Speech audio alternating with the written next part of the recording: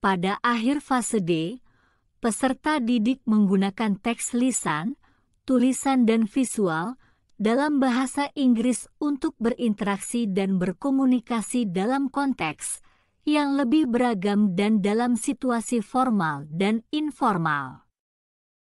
Peserta didik dapat menggunakan berbagai jenis teks seperti narasi, deskripsi, prosedur, teks khusus, seperti pesan singkat serta iklan, dan teks otentik menjadi rujukan utama dalam mempelajari bahasa Inggris di fase ini.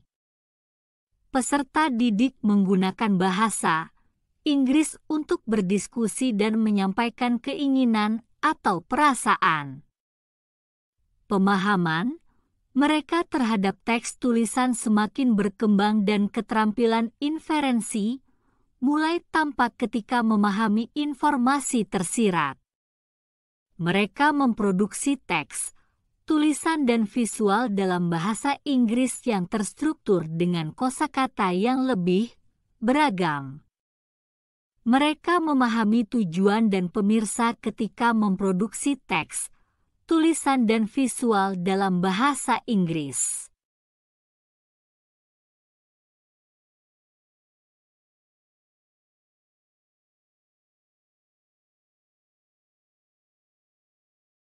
By the end of Phase D, students use English to interact and exchange ideas, experiences, interests, opinions and views with teachers, peers and others in an increasing variety of familiar formal and informal contexts. With some repetition and rewording, they comprehend the main ideas and relevant details of discussions or presentations on a variety of general interest topics. They engage in discussions such as giving opinions, making comparisons, and stating preferences. They explain and clarify their answers using basic sentence structure and verb tenses. Pada akhir fase D, peserta didik menggunakan bahasa Inggris untuk berinteraksi dan saling bertukar ide, pengalaman, minat, pendapat dan pandangan dengan guru, teman sebaya dan orang lain dalam berbagai macam konteks familiar yang formal dan informal. Dengan pengulangan dan penggantian kosakata, peserta didik memahami ide utama dan detail yang relevan dari diskusi atau presentasi mengenai berbagai macam topik yang telah familiar dan dalam konteks kehidupan di sekolah dan di rumah. Mereka terlibat dalam diskusi, misalnya memberikan pendapat, membuat perbandingan dan menyampaikan preferensi. Mereka menjelaskan dan memperjelas jawaban mereka menggunakan struktur kalimat dan kata kerja sederhana.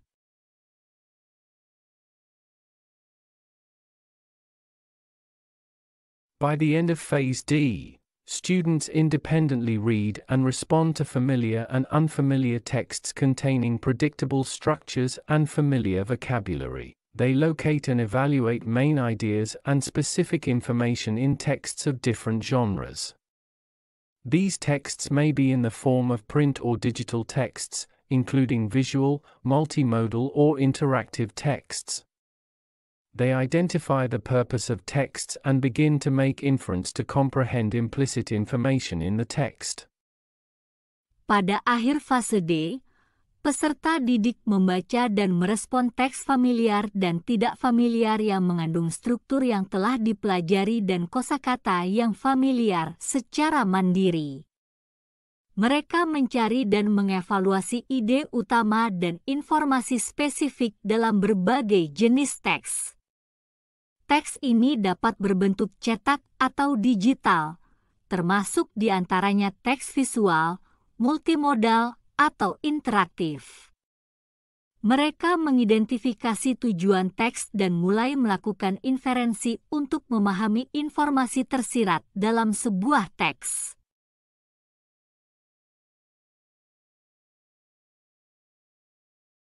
By the end of Phase D, students communicate their ideas and experience through simple, organized paragraphs, demonstrating a developing use of specific vocabulary and simple sentence structures. Using models, they plan, Create and present informative, imaginative and persuasive texts in simple and compound sentences to structure arguments and to explain or justify a position.